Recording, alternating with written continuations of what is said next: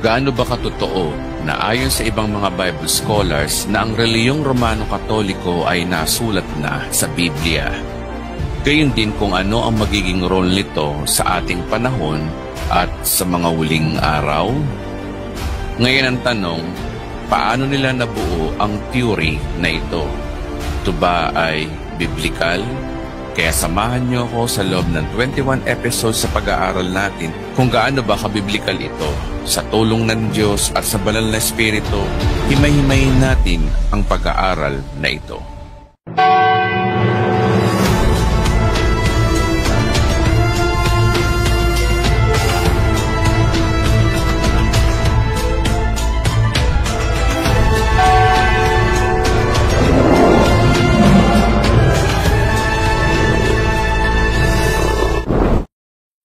Kumusta? Itong iyong lingkod, Brother Talibong, muling makasama ninyo sa pagkakataong ito.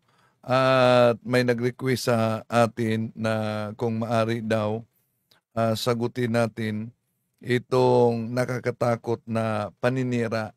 Nag-message sa atin si Sis Angel Amoma, dyan sa Japan. At sabi niya na kung maari daw ay...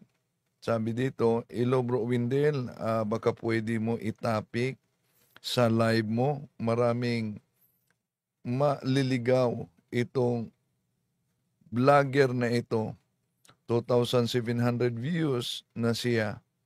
Lalo na yung mga Katoliko na kulang ang kalaman. Salamat bro.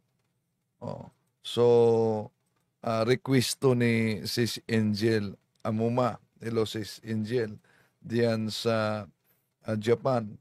So, ating sasagutin, nakakatakot na paninira. Pero i-booking natin mga kapatid.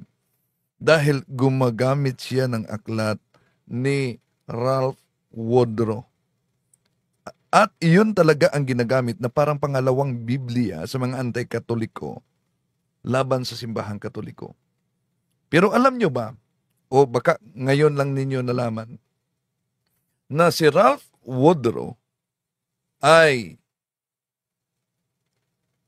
kaniyang may inilabas siya na pahayag kaugnay sa naturang aklat. Opisyal pinablis talaga niya. Binawi niya ang nakasulat sa kaniyang aklat. Ulitin ko ha, na ginamit nitong anti-Katoliko yung aklat na Babylon Mystery Religion by Ralph Woodrow. Alam nyo, binawi na ni Ralph Woodrow. May inilabas siya sa kanyang website na yung akusasyon niya sa laban sa simbahang Katoliko ay binawi niya. Pero ginagamit ito ng Iglesia ni Cristo, Seventh-day Adventist, lalo na sa Saksi ni Jehovah laban sa simbahang Katoliko. Napansin nyo ba mga kapatid? Ang Satanic Church, di yan binanata ng Iglesia ni Cristo, ng Seventh-day Adventist, ng Saksi ni Jehovah. Sila nagkaisa sa simbahang Katoliko. Di ba? Ang Islam, na yung mga balik Islam, grabe ang banat sa pananampalataya ng Kristyanismo. Pero yung Seventh-day Adventist, yung grupo ng Iglesia ni Cristo, grupo ng Saksi ni Jehovah, di din binanatan nila. Katoliko talaga ang kanilang binanatan. Bakit? Dahil alam niyo na, ang Katoliko ay nasa katotohanan, tunay na iglesia. At Juan 8:44, si Satanas ay ama ng kasinungalingan, kaya galit ang lahat ng mga sinungaling sa tunay na iglesia dahil dala niya ang katotohanan. Ito ang ating tatalakayin, isa-isahin natin, himay-himayin din natin. Baka sa narrator nito ay di pa niya alam na nag-recant na, binawi na sa author yung aklat na kaniyang isinulat laban sa simbahang Katoliko. Kung alaman niya, pero patuloy niyang ginagamit para sa paninira ng simbahang Katoliko, ibig sabihin, isa lang ang dahilan. Nagbulag-bulagan para makahikayat ng mga inosenteng miyembro na kaanib sa simbahang Katoliko. Tatalakayin natin ito. Kasinungalingan, pag palaging inulit-ulit ay magmukha talagang katotohanan para sa ating mga kapatid na kulang ang kaalaman. Ang pagkadaya ay maranasan sa iba't ibang paraan. Pero napakasakit pag madaya tayo sa pananampalataya dahil nanganib pati ang ating kaluluwa. Viva Cristo Rey! Pro Dio et Ecclesia!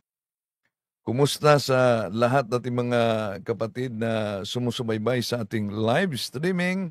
Muli, ito yung lingkod, Brad Wendell Talibong. Makasama ninyo sa pagkakataong ito.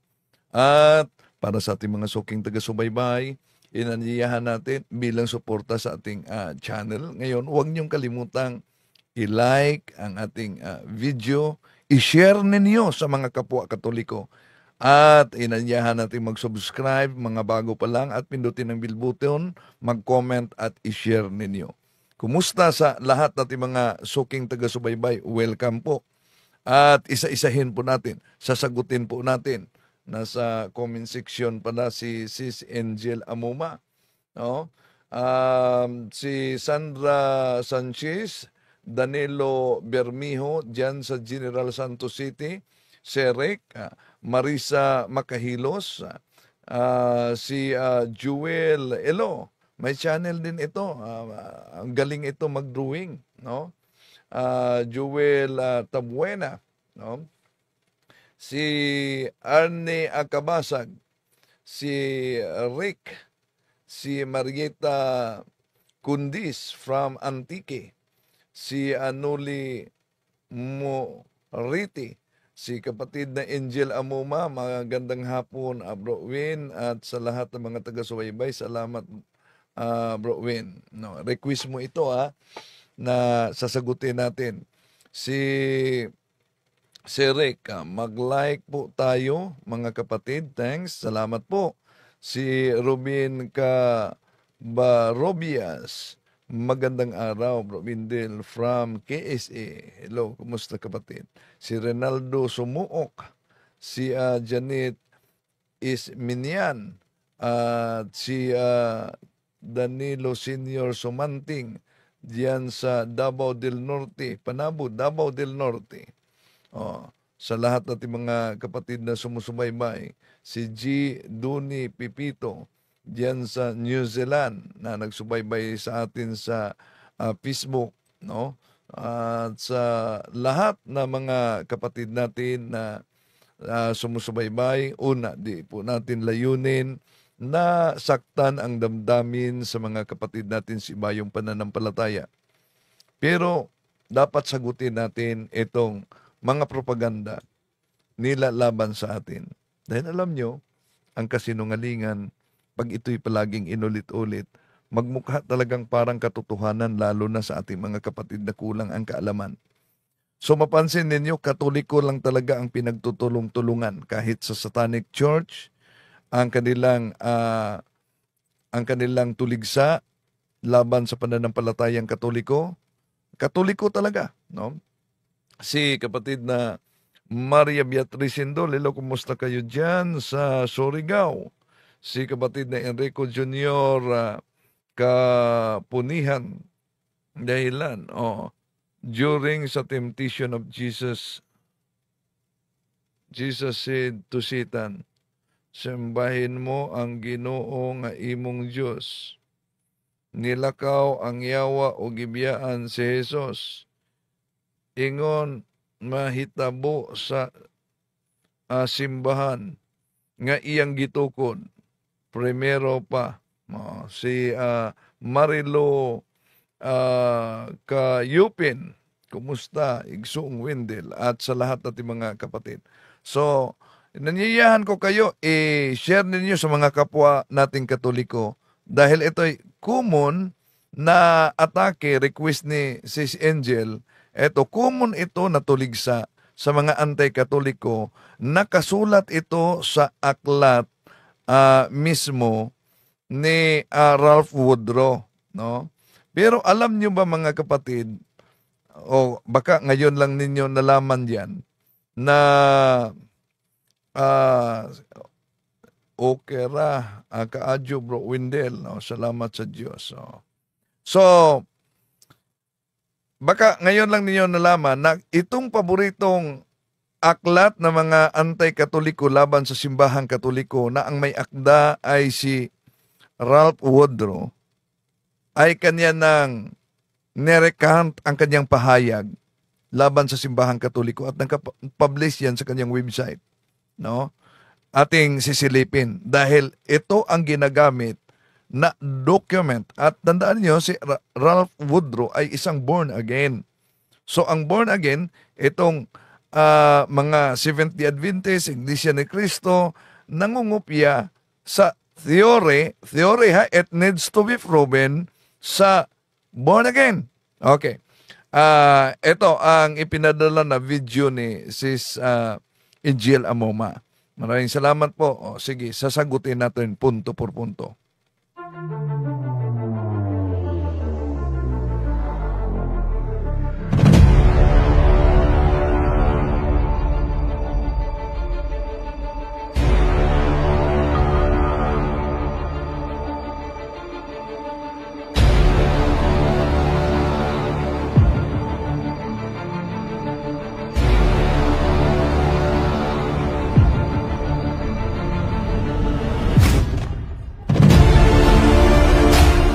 Gaano ba katotoo na ayon sa ibang mga Bible scholars na dito ang kanyang introduction, gaano ba katotoo na ayon sa mga Bible scholars, mga plural.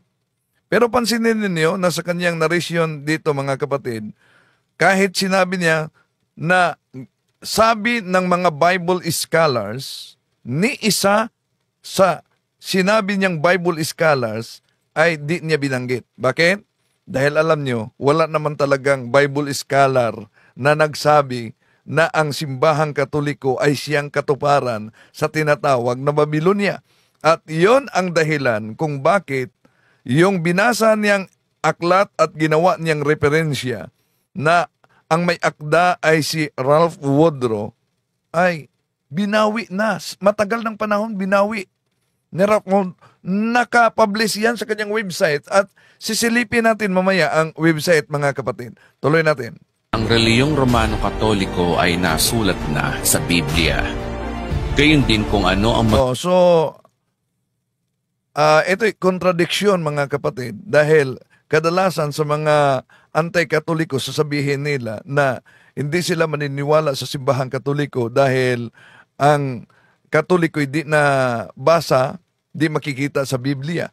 Pero sabi niya, ang Iglesia Katolika ay nasusulat na sa Biblia.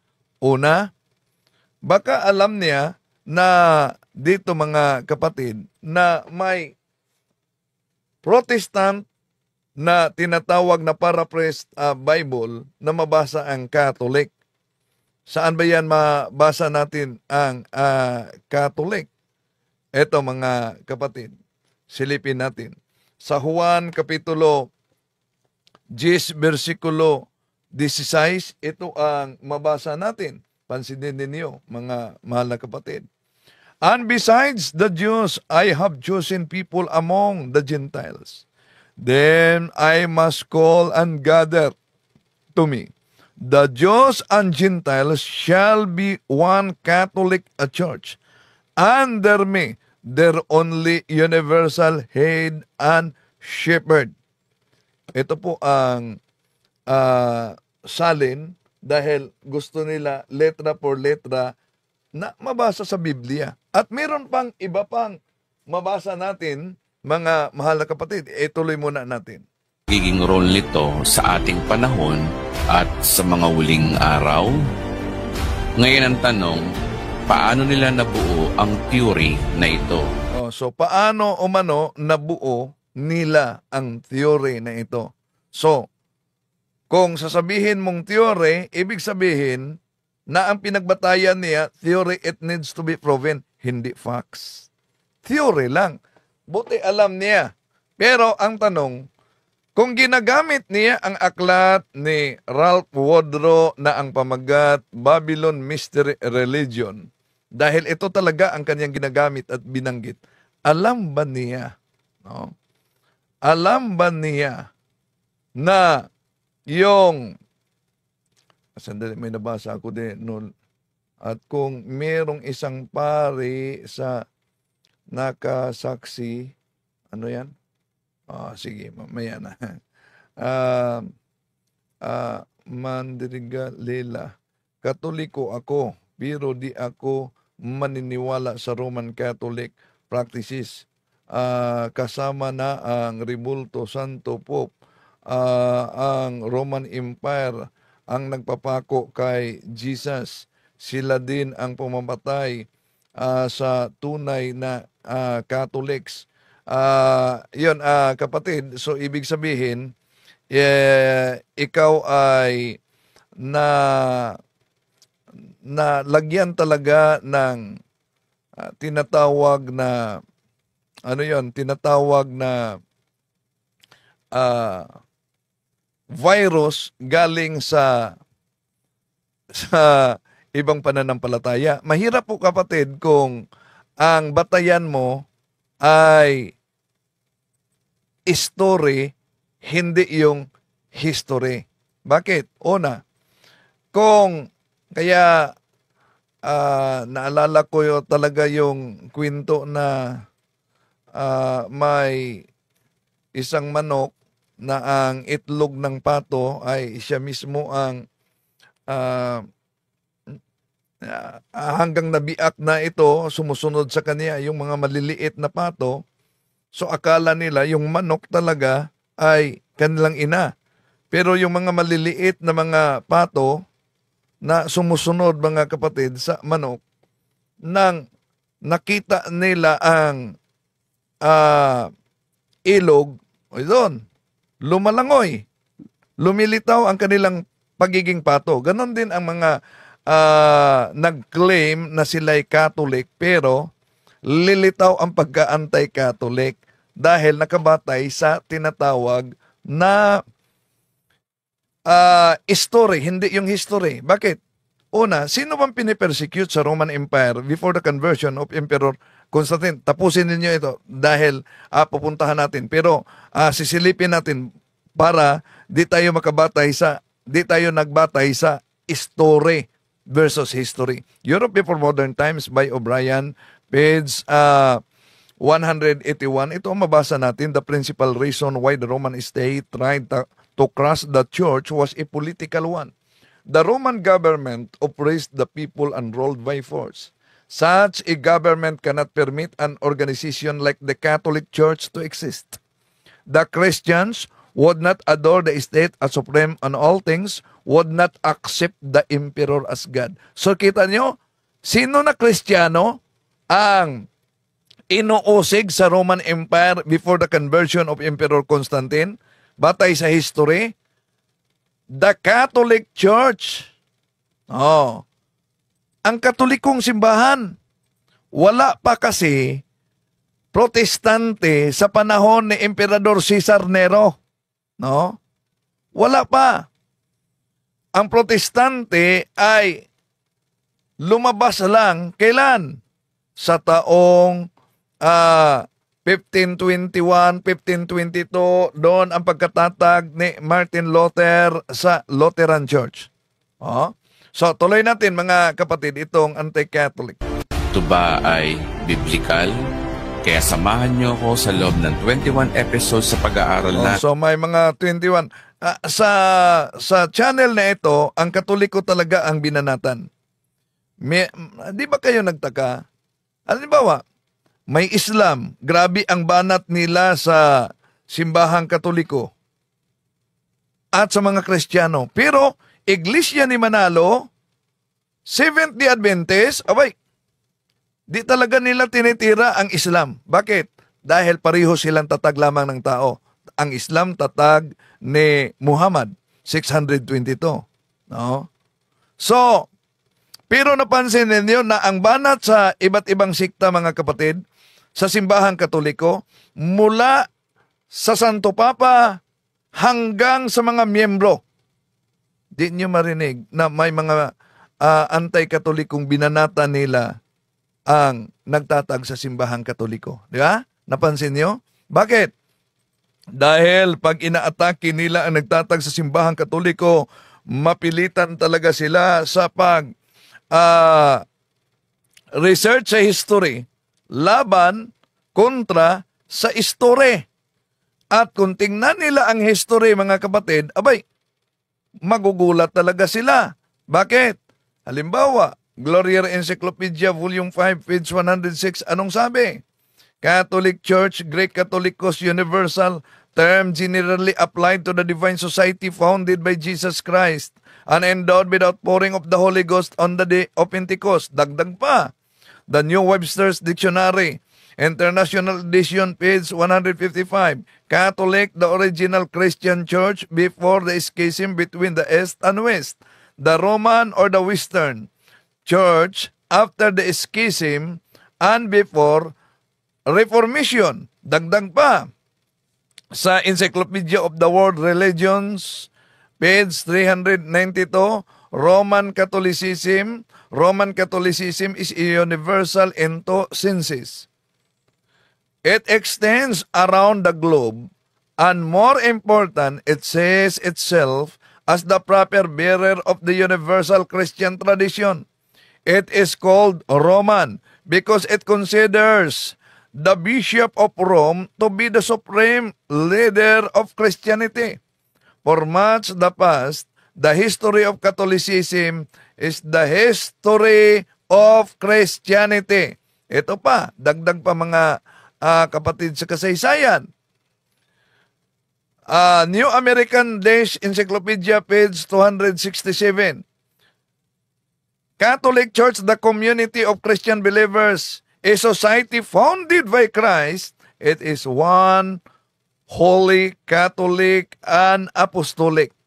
Kaya dito mapansin ninyo na ang mga anti-Catholic, di talaga nila inaatake yung nagtatag sa simbahang katoliko. No? Bakit? Dahil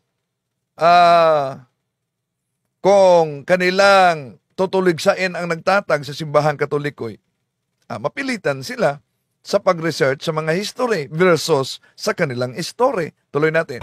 Kung gaano ba kabiblikal ito, sa tulong ng Diyos at sa banal na Espiritu, himay-himayin natin ang pag-aaral na ito. So, himay-himayin daw sa tulong ng Diyos at sa tulong ng Espiritu.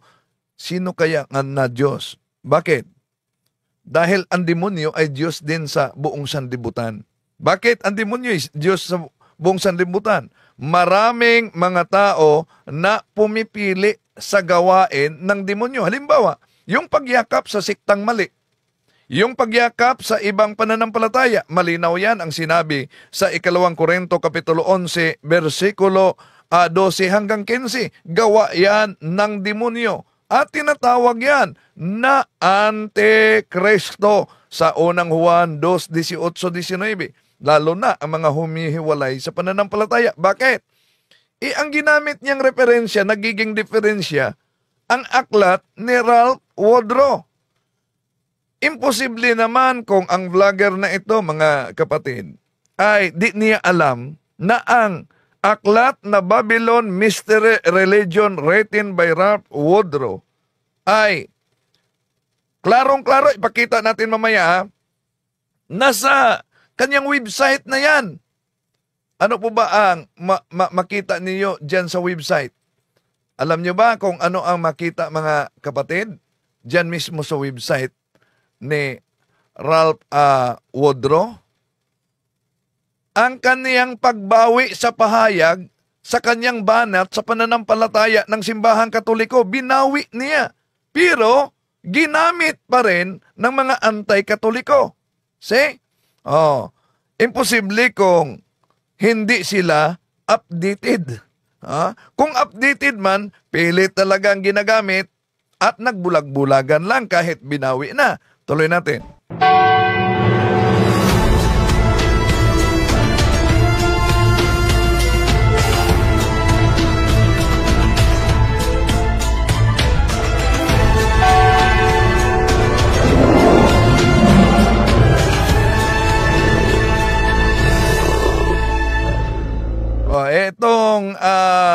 presentation ito mga kapatid ay nangangamoy talaga ng presentation ng Seventh-day Adventist, no? Yun talaga ang banat na mga Seventh-day Adventist sa pananampalataya ng Simbahang Katoliko. Pero sasagutin natin sila. Ito ang channel, The Bride of Christ TV. The Bride of Christ TV, at sinabi niya sa Biblia daw umano, yung Bride of Christ, yung ang babae. Babae na binanggit sa Biblia. At yun ay iglesia. At yung iglesia na yan ay magiging Babylonia. O pagkatapos, The Bride of Christ TV, di, magiging Babylonia sila. No? Iyon ang laman sa kanyang pagtalakay dito mga kapatid. Okay, ituloy natin. Ang kanilang pagtalakay batay sa request na sasagutin daw natin.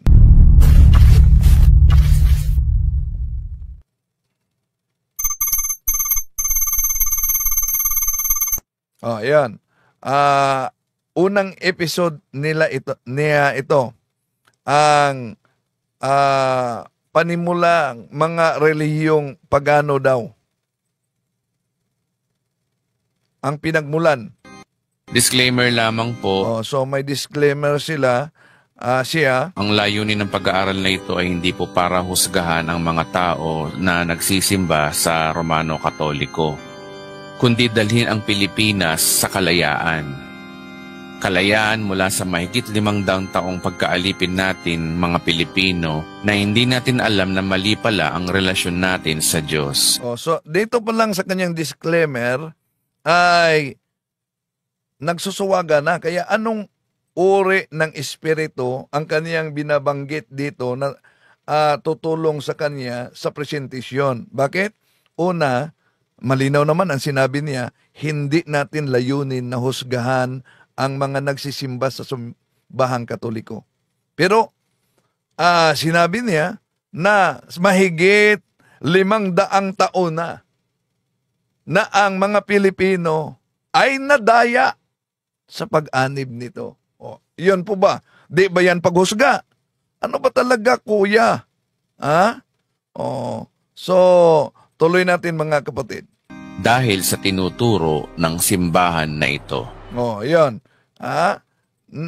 Nadaya dahil sa tinuturo ng simbahang ito. Una, kung nadaya man ang lahat dahil sa tinuturo ng simbahang ito, bahagi sa turo ng simbahang ito at idiniklara, because we are not Bible alone as Catholic, idiniklara ng simbahang Katoliko yung kalendaryo, Gregorian calendar, ecclesiastical calendar.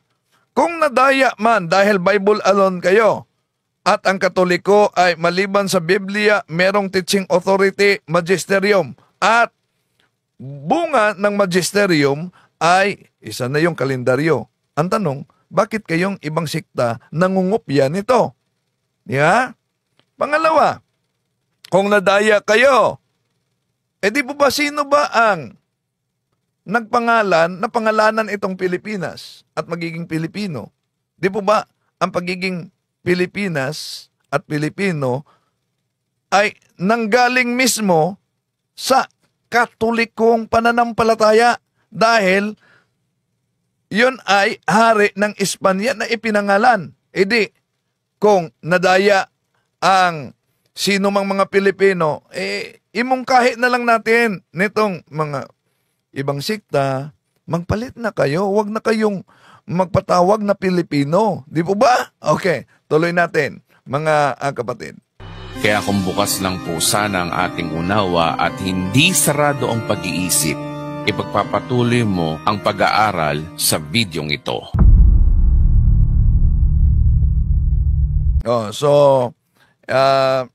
Kaya i-share ninyo ito sa mga kapwa Katoliko, lalo na sa mga inosente, para kung makaabot man sa kanila ang bidyong ito sa The Bride of Christ TV, at least may gabay sila paano sasagutin.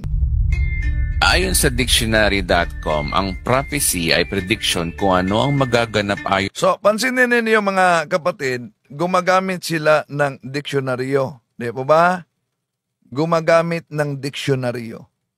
Kung gumagamit sila ng diksyonaryo bilang batayan sa kanilang pangangaral, ibig sabihin, hindi sila Bible alone. Gumagamit din sila ng referensya. Pero kung gumagamit sila ng online dictionary, punta muna tayo sa aklat. Ano ang sabi sa aklat na New Webster's Dictionary? Catholic, the original Christian Church before the schism between the East and the West, the Roman or the Western Church. After the schism and before Reformation. Binanggit dito before Reformation. Ibig sabihin, wala pang protestante. Before Reformation. So, dahil gumagamit sila ng referensya, ang tanong dito, kung ang referensya ang batayan, sino ang nagtatag sa simbahang Katoliko? Balikan natin ang Collier's Encyclopedia and Knowledge, Volume 5, page 106. Catholic Church, Catholicos Universal General, term generally applied to the Divine Society founded by Jesus Christ. Malinaw, founded by Jesus Christ. Kaya bakit natin ginamit yung referensya? Gumagamit sila ng referensya online, kaugnay sa prophecy, definition ng prophecy. So therefore, hindi sila Bible alone. Ba't iniwasan nila ang ibang mga referensya kung saan nakasulat sino ang nagtatag ng simbahang Katoliko? Binanata nila ang simbahang Katoliko na ito daw ay Babylonia. Pero kung ang simbahang Katoliko ay Babylonia, kung ang simbahang Katoliko ay hindi totoo, dapat ilatag niya o nila, kahit sa mga ministro, mga pastor, mga kapatid, na ang simbahang ito ay tatag lamang ng tao. Kung tatag lang ito ng tao, sino? Yon ang mahirap nilang ituro. Sino ang tao na nagtatag sa simbahang Katoliko kung hindi ang ating Panginoon Jesucristo? Tuloy natin. Sa diniklara ng isang propeta na may divinely inspired or galing mismo sa Diyos. Ang Biblia ay punong-puno ng propesiya na mangyayari pa sa hinaharap. At isa nga sa mga libro ng Biblia ay ang Book of Revelation, kung saan dito na isulat ang mangyayari sa hinaharap. Sa dami ng propesiya na nakasulat sa Book of Revelation, may isang propesiya tungkol sa tinatawag na babaeng Babylonia.